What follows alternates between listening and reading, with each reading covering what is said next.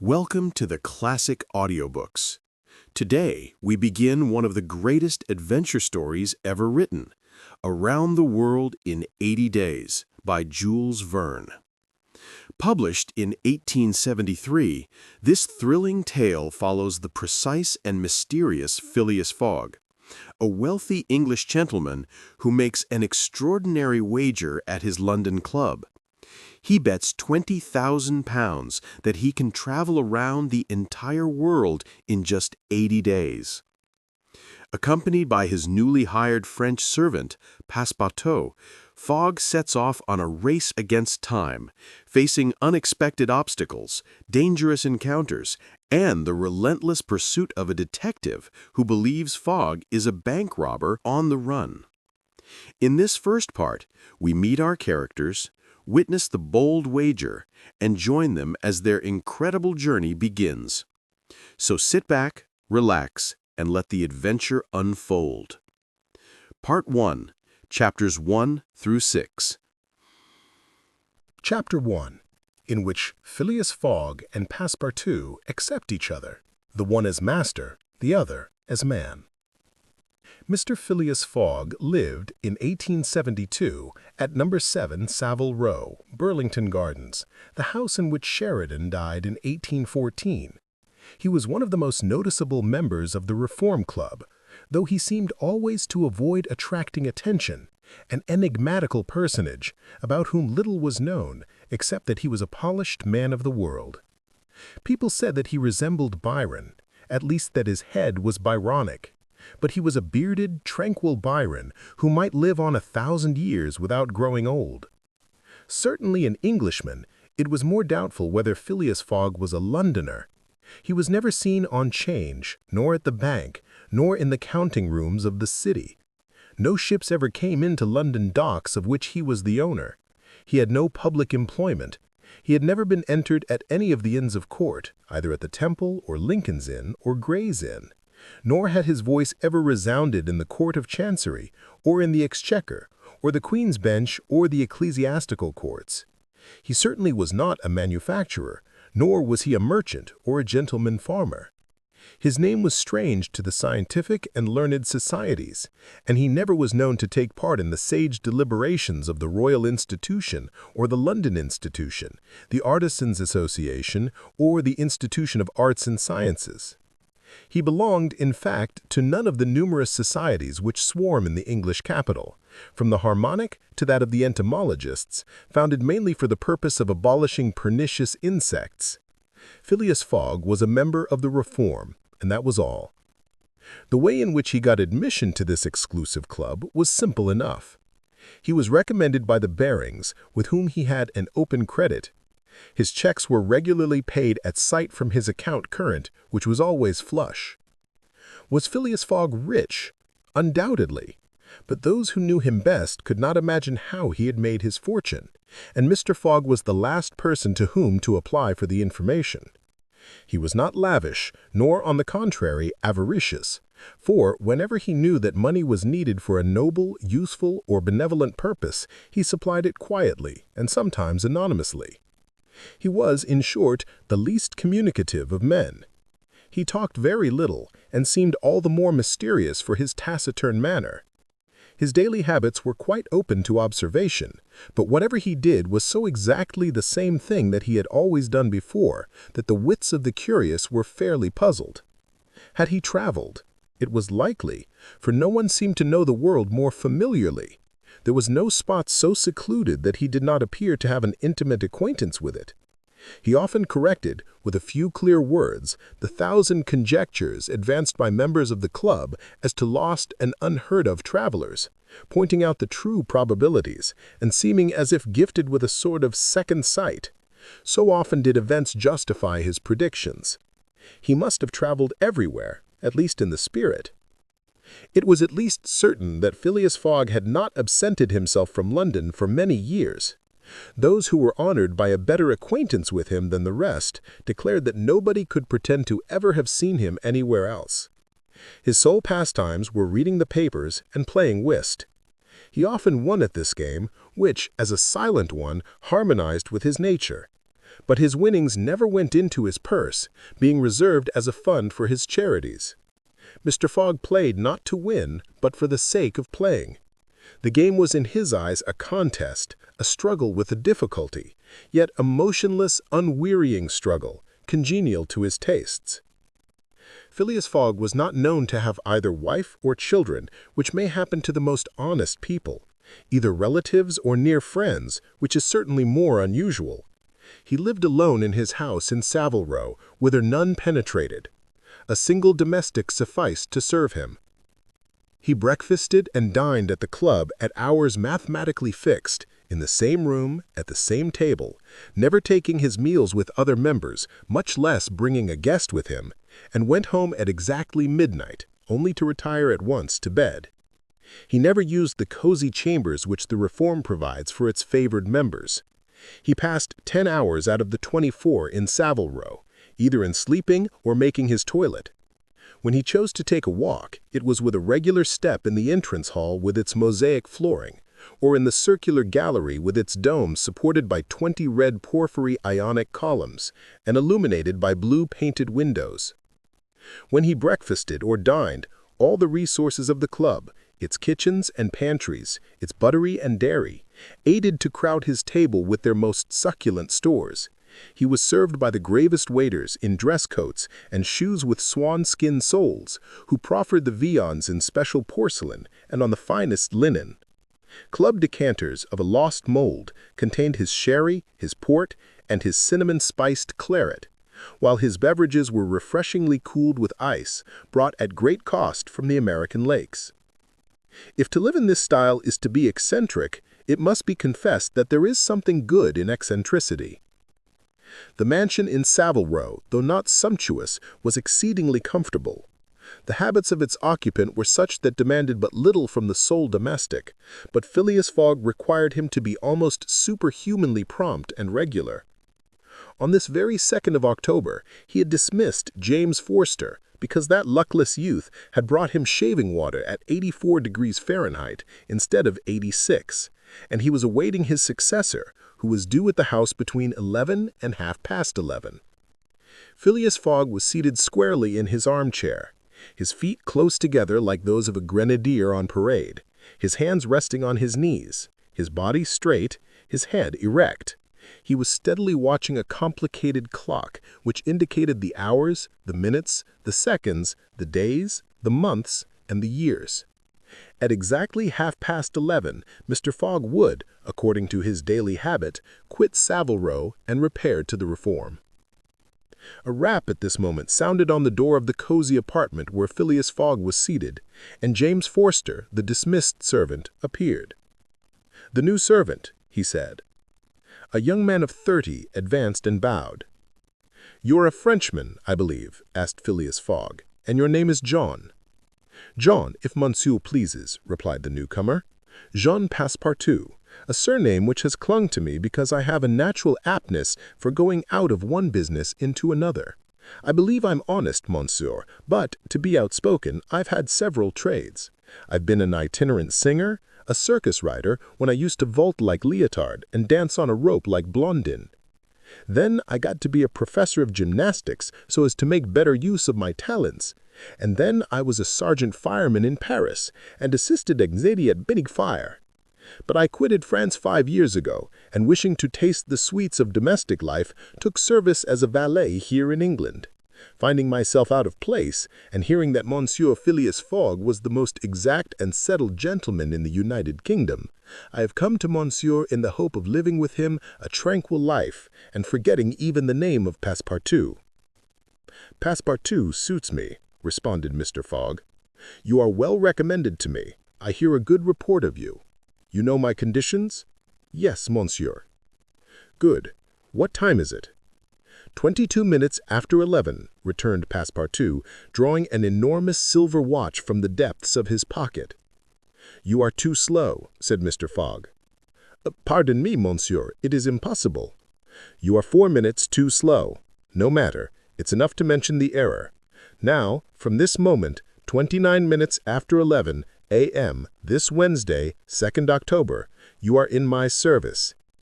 Phileas Fogg got up, took his hat in his left hand, put it on his head with an automatic motion, and went off without a word. Passepartout heard the street door shut once. It was his new master going out. He heard it shut again. It was his predecessor, James Forster, departing in his turn. Passepartout remained alone in the house in Savile Row. Chapter 2, in which Passepartout is convinced that he has at last found his ideal. "Faith," muttered Passepartout, somewhat flurried. "I've seen people at Madame Tussaud's as lively as my new master."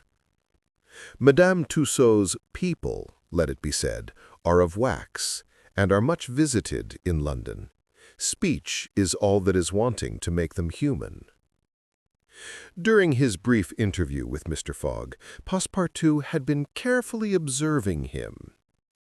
He appeared to be a man about 40 years of age, with fine, handsome features and a tall, well-shaped figure.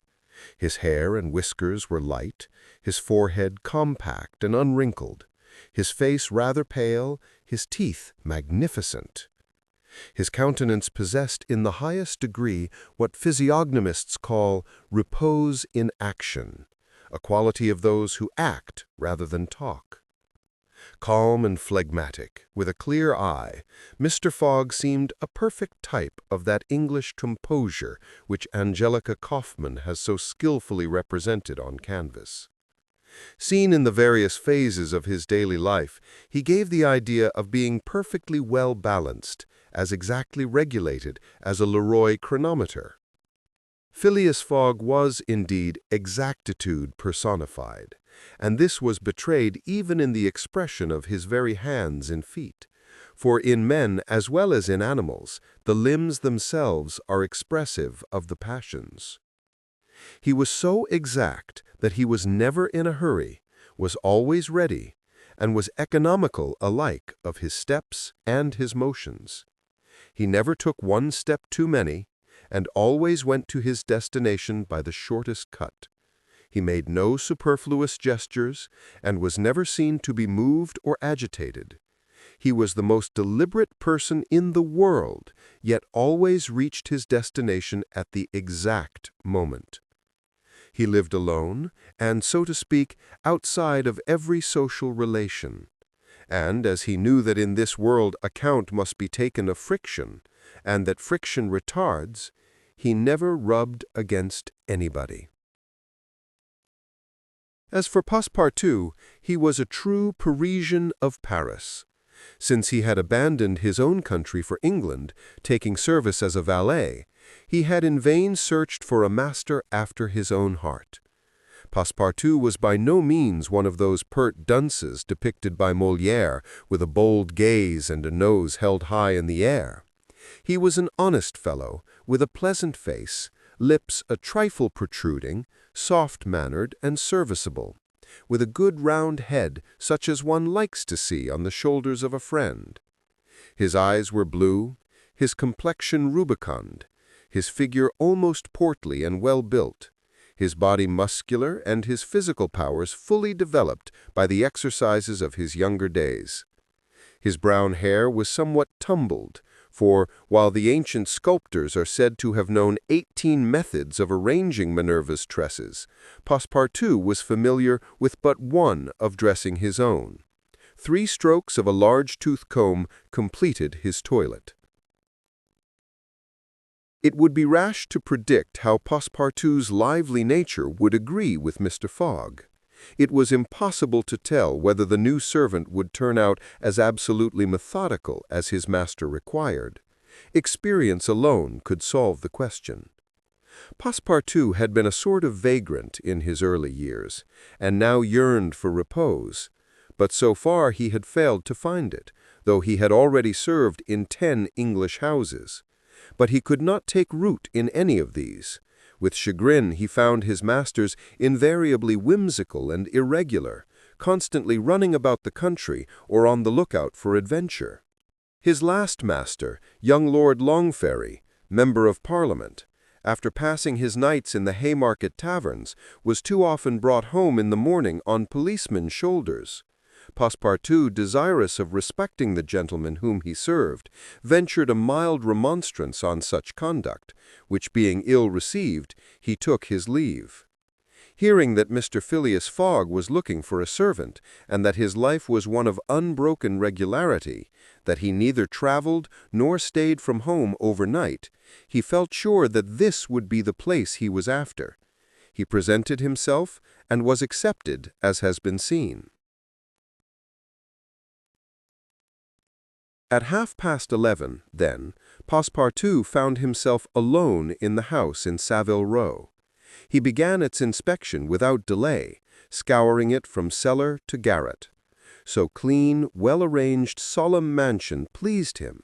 It seemed to him like a snail's shell, lighted and warmed by gas, which sufficed for both these purposes.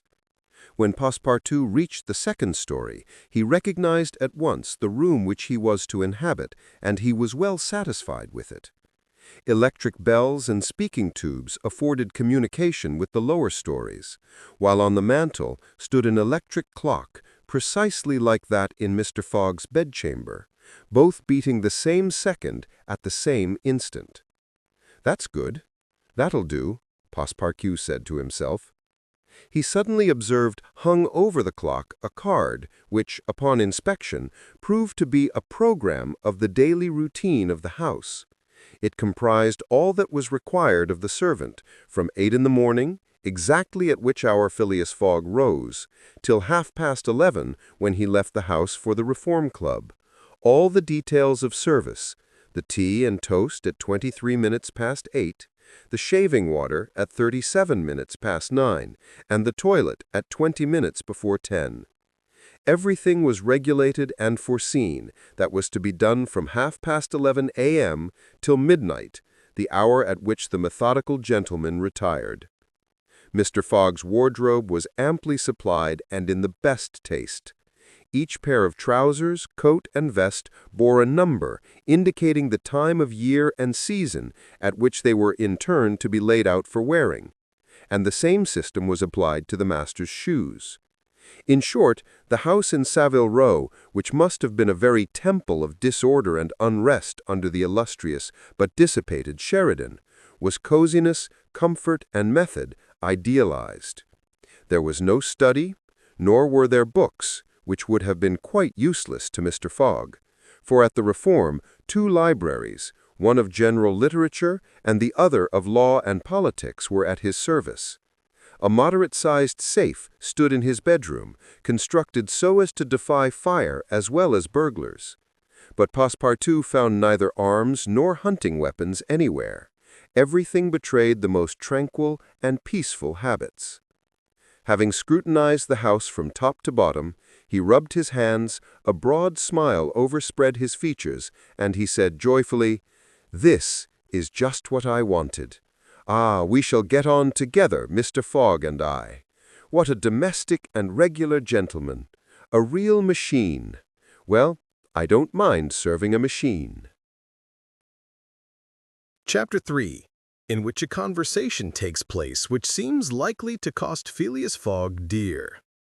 Phileas Fogg, having shut the door of his house at 11:30, and having put his right foot before his left 575 times, and his left foot before his right 576 times, reached the Reform Club, an imposing edifice in Pall Mall, which could not have cost less than 3 millions.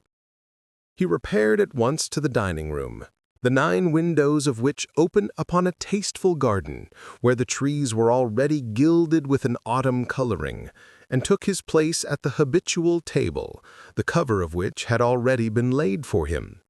His breakfast consisted of a side dish, a broiled fish with reading sauce, a scarlet slice of roast beef garnished with mushrooms, a rhubarb and gooseberry tart, and a morsel of Cheshire cheese, the whole being washed down with several cups of tea, for which the Reform is famous. He rose at 13 minutes to 1, and directed his steps towards the large hall, a sumptuous apartment adorned with lavishly framed paintings. A flunky handed him an uncut Times, which he proceeded to cut with a skill which betrayed familiarity with this delicate operation. The perusal of this paper absorbed Phileas Fogg until 4:15, whilst the Standard, his next task, occupied him till the dinner hour. Dinner passed as breakfast had done, and Mr. Fogg reappeared in the reading room and sat down to the Pall Mall at 20 minutes before 6. Half an hour later, several members of the Reform came in and drew up to the fireplace, where a coal fire was steadily burning.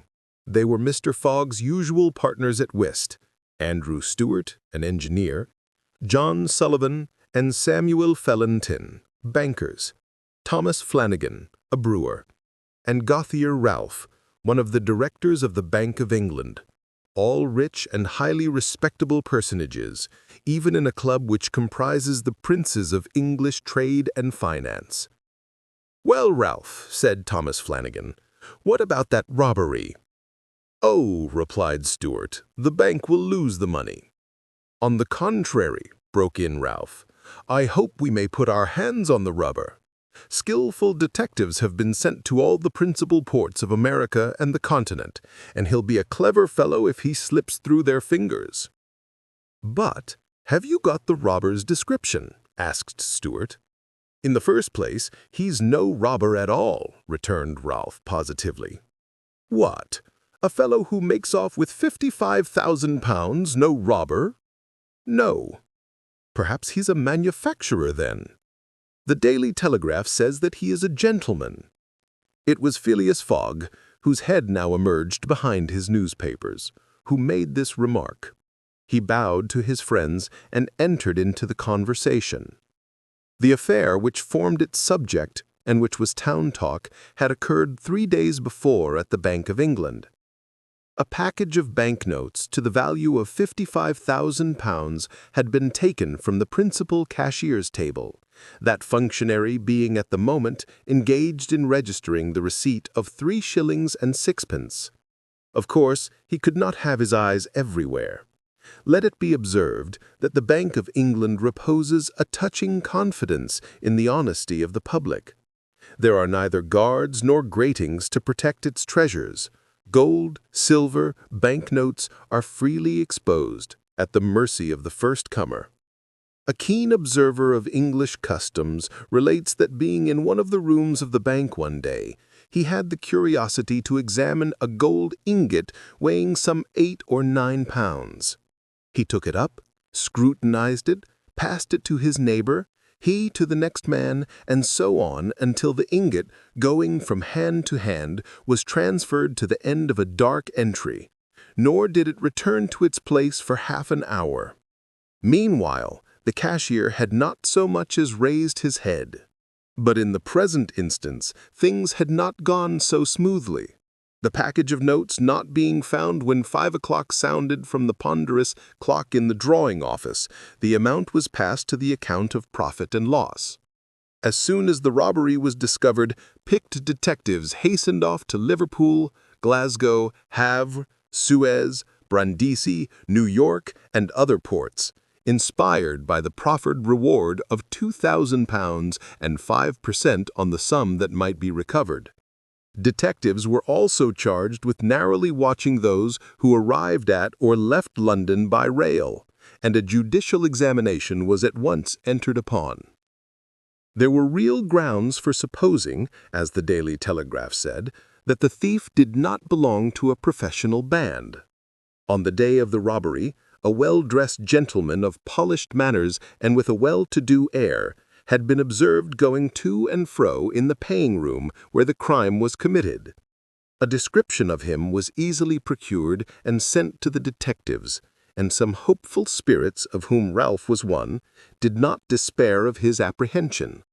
The papers and clubs were full of the affair, and everywhere people were discussing the probabilities of a successful pursuit, and the Reform Club was especially agitated, several of its members being bank officials.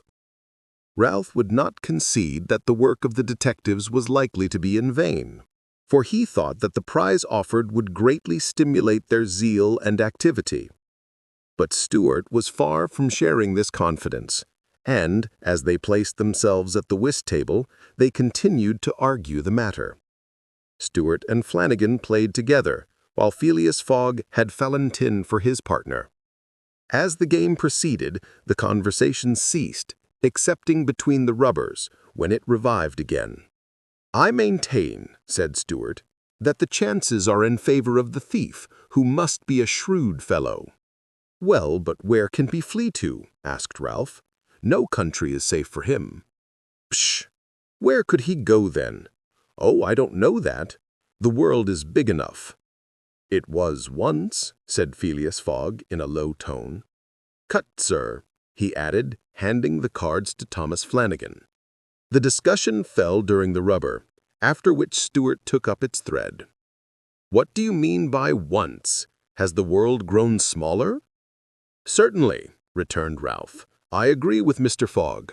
The world has grown smaller, since a man can now go around it in 10 times more quickly than 100 years ago.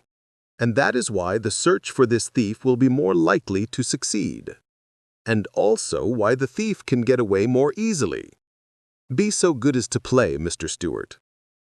But the incredulous Stuart was not convinced, and when the hand was finished, said eagerly, "You have a strange way, Ralph, of proving that the world has grown smaller. So, because you can go around it in 3 months—" "In 80 days," interrupted Phileas Fogg. "That is true, gentlemen," added John Sullivan. "Only 80 days now that the section between Rothal and Allahabad on the Great Indian Peninsula Railway has been opened. Here is the estimate made by the Daily Telegraph. From London to Suez, via Mont Cenis and Brindisi, by rail and steamboats, 7 days. From Suez to Bombay, by steamer, 13 days. From Bombay to Calcutta, by rail, 3 days. From Calcutta to Hong Kong by steamer, 13 days. From Hong Kong to Yokohama by steamer, 6 days.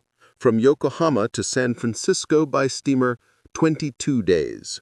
From San Francisco to New York by rail, 7 days. From New York to London by steamer and rail, 9 days. Total, 80 days. "Yes, in 80 days," exclaimed Stuart, who in his excitement made a false deal. "But that doesn't take into account bad weather, contrary winds, shipwrecks, railway accidents, and so on." "All included," returned Phileas Fogg, continuing to play despite the discussion. "But suppose the Hindus or Indians pull up the rails? Suppose they stop the trains, pillage the luggage vans, and scalp the passengers?" "All included," calmly retorted Fogg, adding as he threw down the cards, 2 trumps. Stuart, whose turn it was to deal, gathered them up and went on. "You are right theoretically, Mr. Fogg, but practically—" "Practically also, Mr. Stuart. I'd like to see you do it in 80 days. "It depends on you. Shall we go?" "Heaven preserve me, but I would wager £4,000 that such a journey, made under these conditions, is impossible." "Quite possible, on the contrary," returned Mr. Fogg. "Well, make it then." "The journey round the world in 80 days?" "Yes." "I should like nothing better." "When?" "At once. Only I warn you that I will do it at your expense." "It's absurd," cried Stuart, who was beginning to be annoyed at the persistence of his friend. "Come, let's go on with the game." "Deal over again, then," said Phileas Fogg. "There's a false deal." Stuart took up the pack with a feverish hand, then suddenly put them down again. "Well, Mr. Fogg," said he, "it shall be so. I will wager the 4,000 on it." "Calm yourself, my dear Stuart," said Valentin. "It's only a joke." "When I say I'll wager, I mean it," returned Stuart. "All right," said Mr. Fogg, and turning to the others, he continued, "I have a deposit of 20,000 at Barings, which I will willingly risk upon it." "£20,000!" cried Sullivan. £20,000 which you would lose by a single accidental delay." "The unforeseen does not exist," quietly replied Phileas Fogg.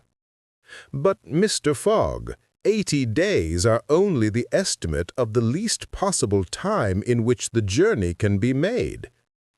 A well-used minimum suffices for everything.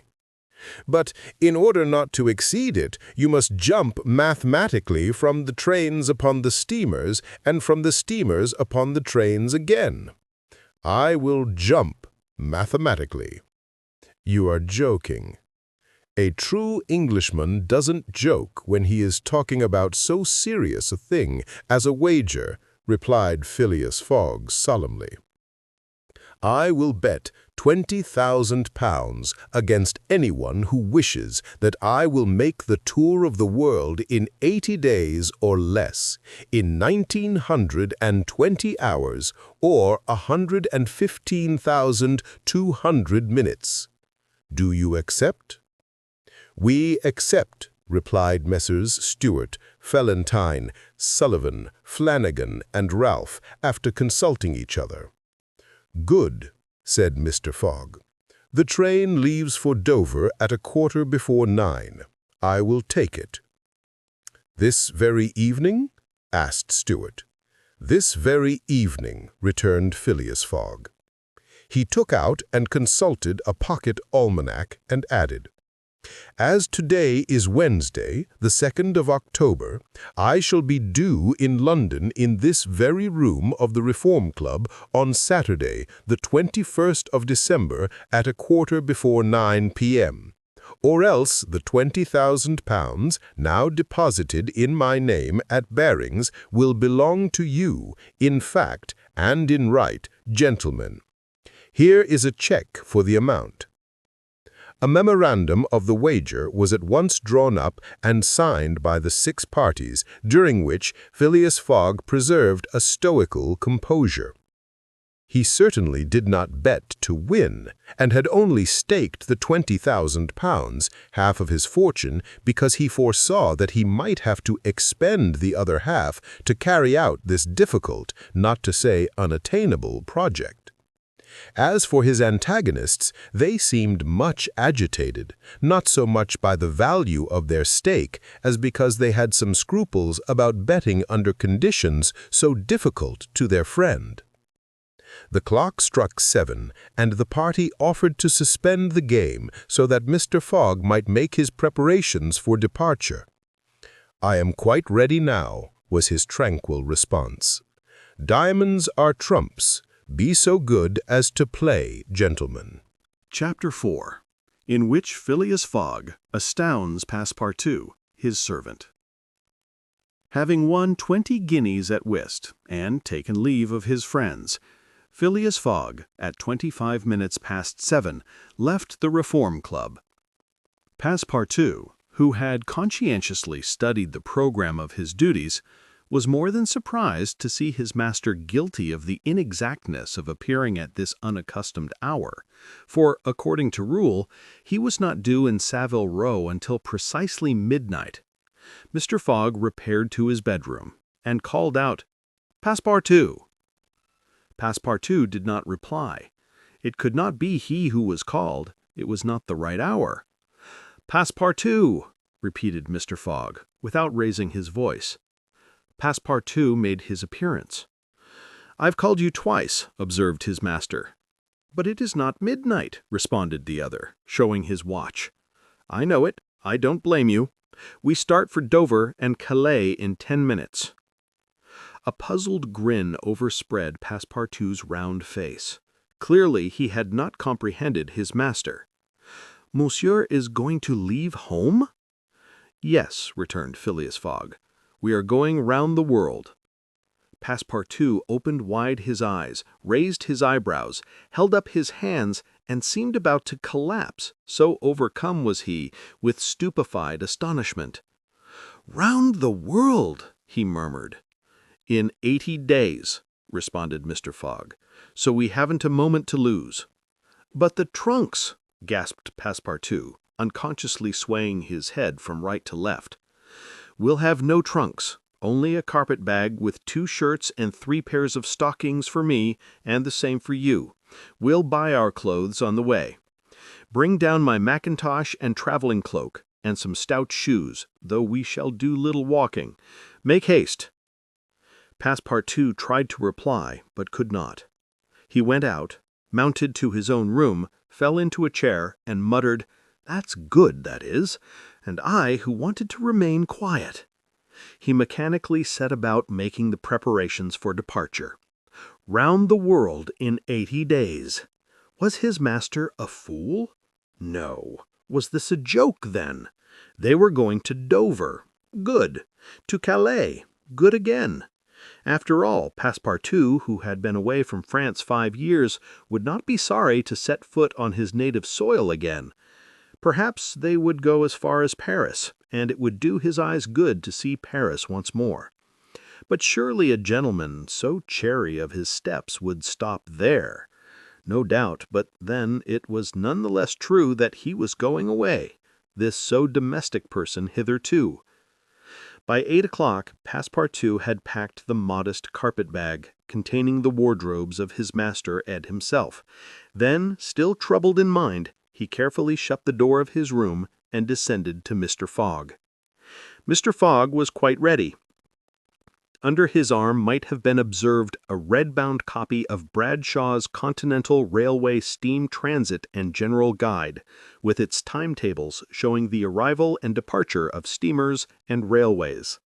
He took the carpet-bag, opened it, and slipped into it a goodly roll of Bank of England notes, which would pass wherever he might go. "You have forgotten nothing?" asked he. "Nothing, monsieur." "My mackintosh and cloak?" "Here they are." "Good. Take this carpet-bag," handing it to Passepartout. "Take good care of it, for there are 20,000 pounds in it." Passepartout nearly dropped the bag, as if the 20,000 pounds were in gold and weighed him down. Master and man then descended, the street door was double-locked, and at the end of Savile Row they took a cab and drove rapidly to Charing Cross. The cab stopped before the railway station at 20 minutes past 8. Passepartout jumped off the box and followed his master, who, after paying the cabman, was about to enter the station, when a poor beggar-woman with a child in her arms, her naked feet smeared with mud, her head covered in a wretched bonnet, from which hung a tattered feather, and her shoulders shrouded in a ragged shawl, approached, and mournfully asked for alms. Mr. Fogg took out the 20 guineas he had just won at whist, and handed them to the beggar, saying, "Here, my good woman, I'm glad that I met you," and passed on. Passepartout had a moist sensation about the eyes. His master's action touched his susceptible heart. 2 first-class tickets for Paris having been speedily purchased, Mr. Fogg was crossing the station to the train when he perceived his 5 friends of the Reform. "Well, gentlemen," said he, "I'm off, you see, and if you will examine my passport when I get back, you will be able to judge whether I have accomplished the journey agreed upon." "Oh, that would be quite unnecessary, Mr. Fogg," said Ralph politely. "We will trust your word as a gentleman of honor." "You do not forget when you are due in London again?" asked Stewart. "In 80 days, on Saturday, the 21st of December, 1872, at 9:15 p.m. Goodbye, gentlemen." Phileas Fogg and his servant seated themselves in a first-class carriage at 20 minutes before 9. 5 minutes later the whistle screamed, and the train slowly glided out of the station. The night was dark, and a fine, steady rain was falling. Phileas Fogg, snugly ensconced in his corner, did not open his lips. Passepartout, not yet recovered from his stupefaction, clung mechanically to the carpet-bag with its enormous treasure. Just as the train was whirling through Sydenham, Passepartout suddenly uttered a cry of despair. "What's the matter?" asked Phileas Fogg. "Alas, in my hurry I forgot." "What?" "To turn off the gas in my room." "Very well, young man," returned Phileas Fogg coolly. "It will burn at your expense."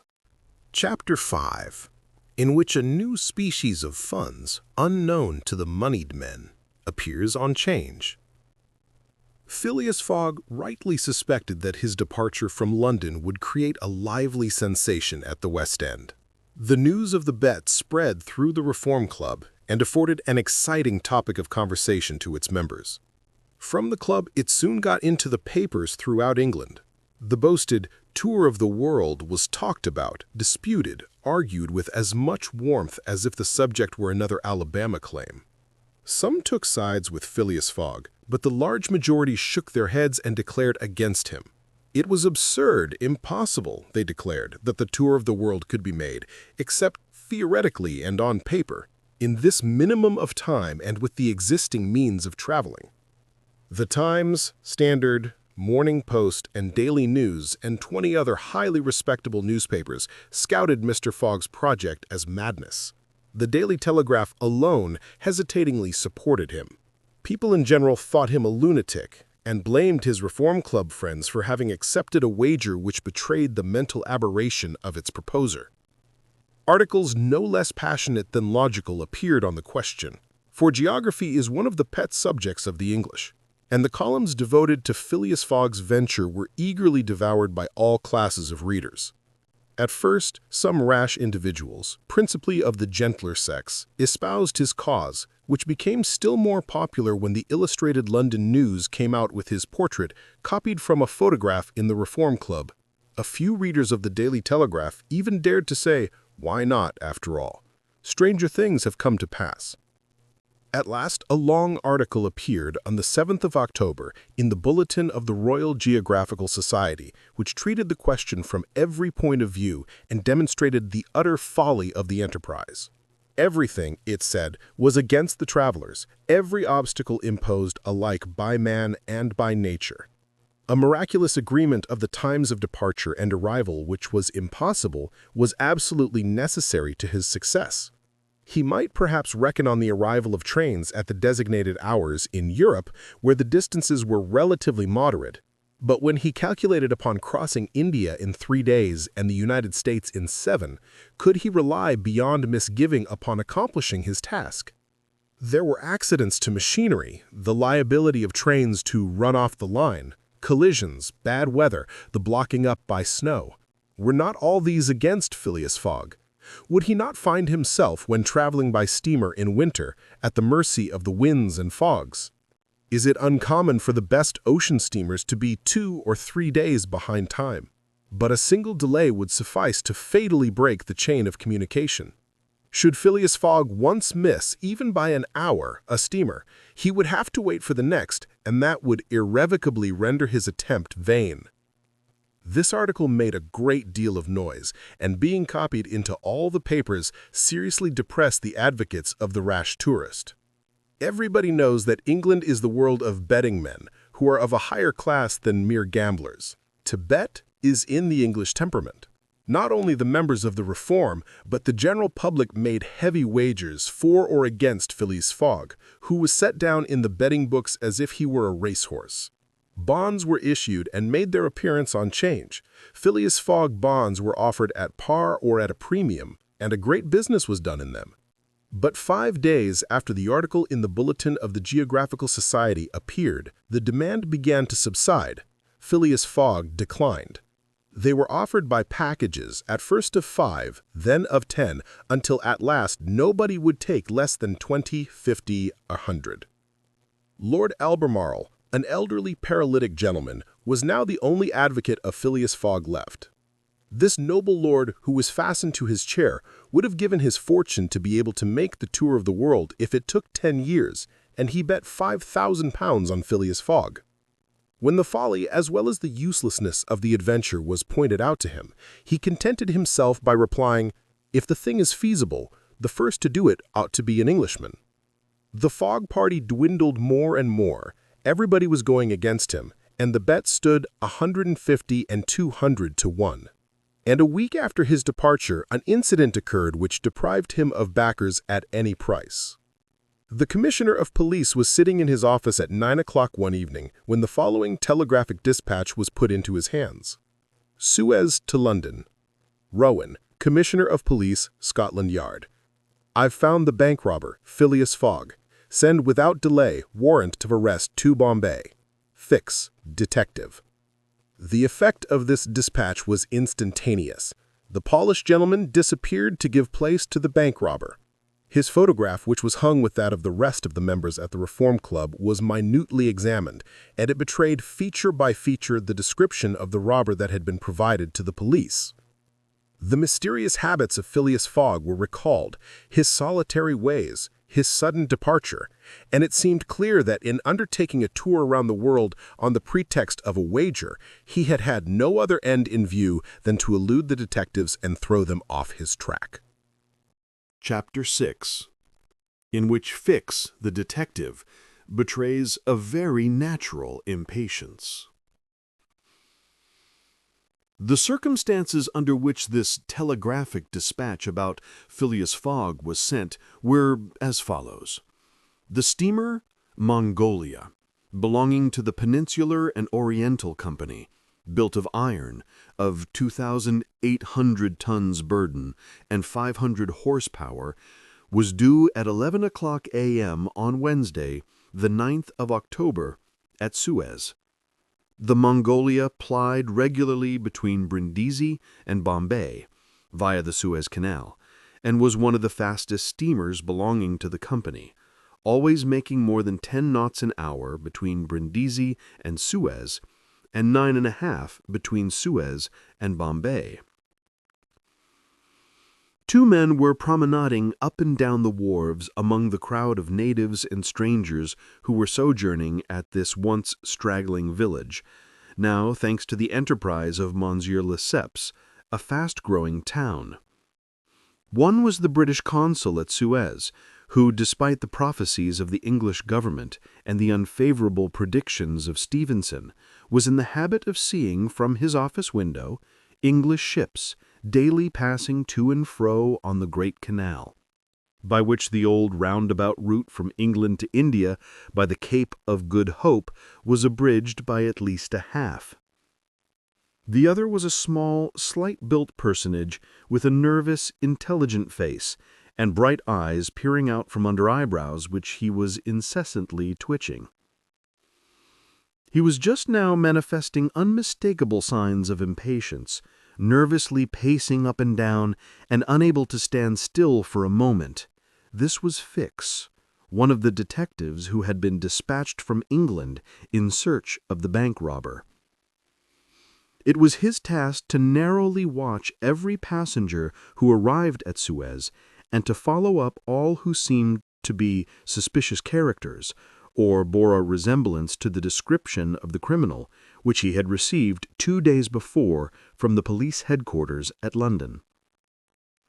The detective was evidently inspired by the hope of obtaining the splendid reward which would be the prize of success, and awaited with a feverish impatience, easy to understand, the arrival of the steamer Mongolia. "So you say, Consul," asked he for the 20th time, "that the steamer is never behind time?"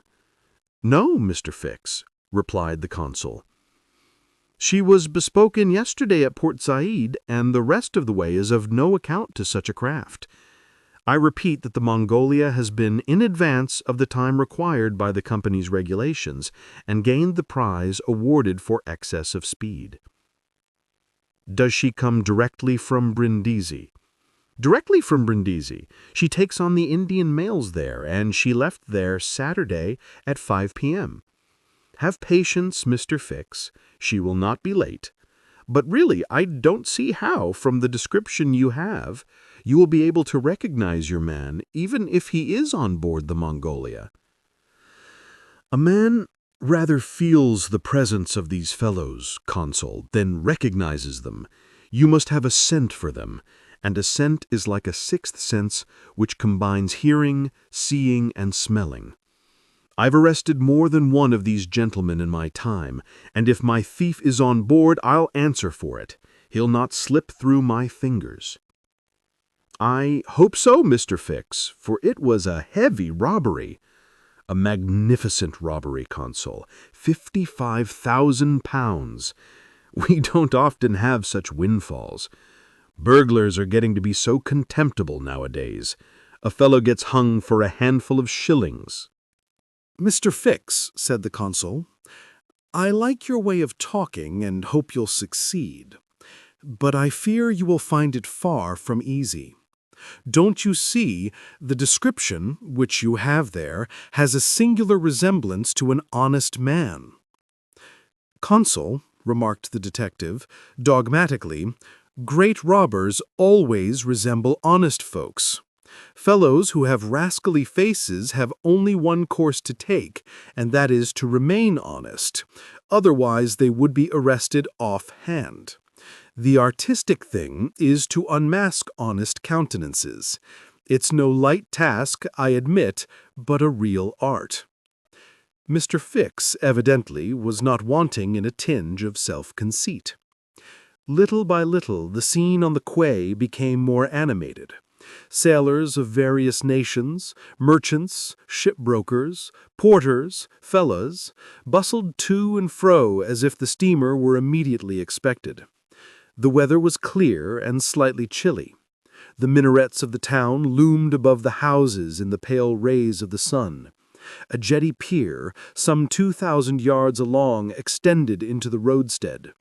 A number of fishing smacks and coasting boats, some retaining the fantastic fashion of ancient galleys, were discernible on the Red Sea.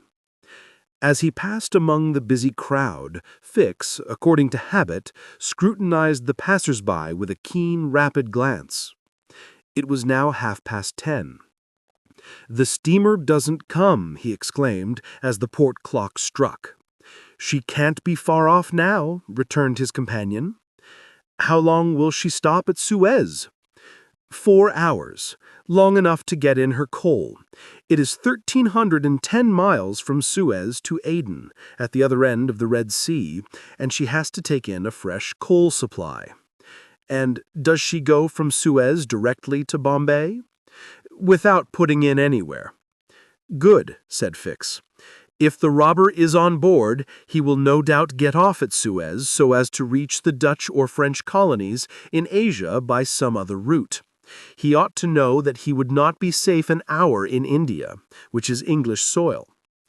"Unless," objected the consul, "objected an English criminal, you know, is always better concealed in London than anywhere else." This observation furnished the detective food for thought, and meanwhile the consul went away to his office. Fix, left alone, was more impatient than ever, having a presentation that the robber was on board the Mongolia. If he had indeed left London intending to reach the New World, he would naturally take the route via India, which was less watched and more difficult to watch than that of the Atlantic. But Fix's reflections were soon interrupted by a succession of sharp whistles, which announced the arrival of the Mongolia. The porters and fellahs rushed down the quay, and a dozen boats pushed off from the shore to go and meet the steamer. Soon her gigantic hull appeared passing along between the banks, and 11 o'clock struck as she anchored in the road. She brought an unusual number of passengers, some of which remained on the deck to scan the picturesque panorama of the town, while the greater part disembarked in the boats and landed on the quay.